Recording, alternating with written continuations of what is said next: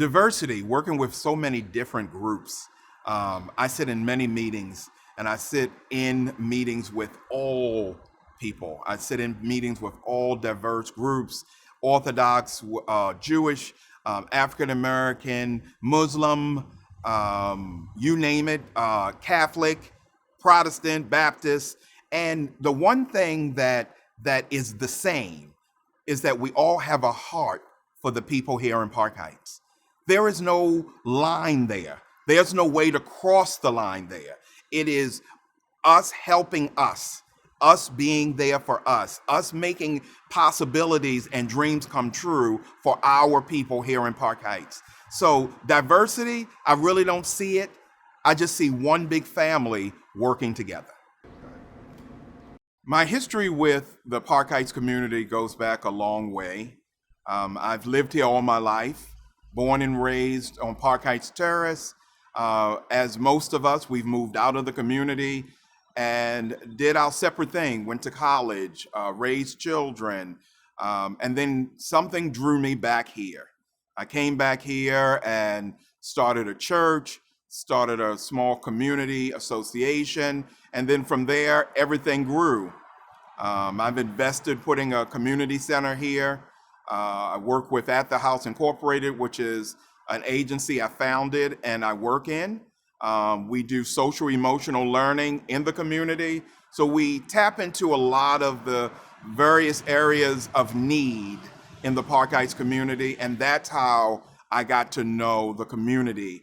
So we tap into a lot of the various areas of need in the Park Heights community, and that's how I got to know the community as well as I know the community now. One family at a time, one house at a time, one child at a time. That's what we do, is link people with services and resources, and we work within their strengths.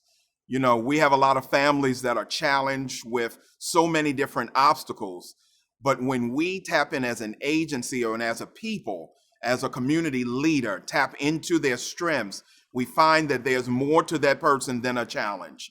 But there is a defined person, a defined person who is there waiting to bust out with all types of possibilities and things that they can add to the community. And that's what makes us a melting pot. I've always had neighbors helping each other. I've always had someone looking after us or correcting us or making sure that we cleaned up after ourselves. And we have not lost that here in Park Heights. In Park Heights, we still have that melting pot. It's a little more diverse. You know, we have different nationalities now that are here, but that makes it even better. You know, I bring to remembrance this family on Hayward Avenue. They are the Moses, and they've been here 45 years living here, and they raised their children. He's an associate minister around the corner, and he comes into the community and brings so much encouragement and so much strength. He makes us want to do better. He pushes us, especially some of the younger generation, to do better. And by doing that, we find that that melting pot is still here, and all he's doing is just turning the pot, churning it so that it can bring all the essence of what is here in Park Heights out. And that's where we get helping our children and helping our seniors and going back and building gardens and putting up resource centers. That's what we're called to do, to keep the family going here in Park Heights. And that's what we plan to do here in Park Heights. The future looks like, to me, in Park Heights, the future looks like continued unity. Young people coming back from college and supporting seniors. The future looks like new street signs and new lights, but the same essence.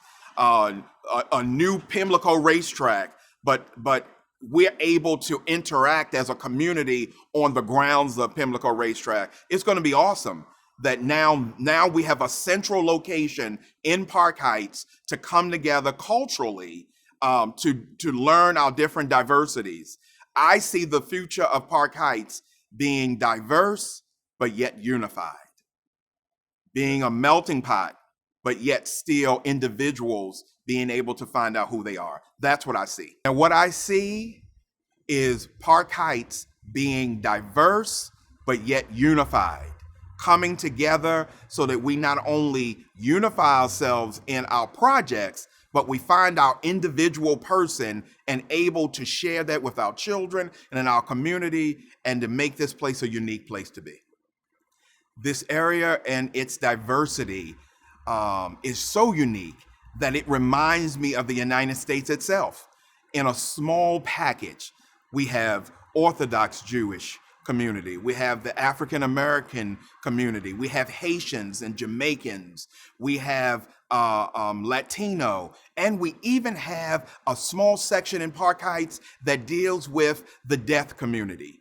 This community is so diverse that we are the snapshot of what our new nation wants to look like. We're working with the LGBTQ community. We're working with all those that identify with whatever you want to identify with, whether your religion or your sexual orientation. We learn to love each other as a family and work towards a common goal, that it's a place that we can reflect and raise our children and be prosperous in what we do here.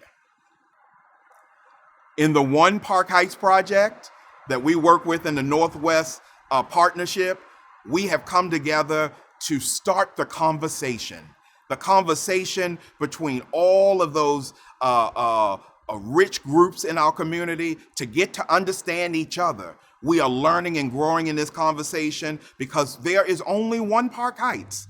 And in this one Park Heights are many members, are many nations, are many unique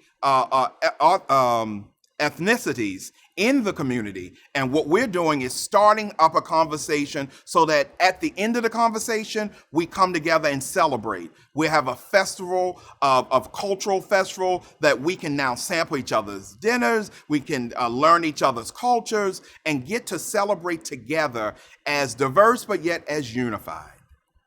Some of the fondest memories I remember having as a child was playing in the block and the firemen opening up the fire hydrant and allowing us to play and run in the water because the pool was closed, or having block parties. Those are the intimate times we had with the children in the block. We all graduated together. We went to the same schools together, and we ate at the same tables together. And that was a fond memory.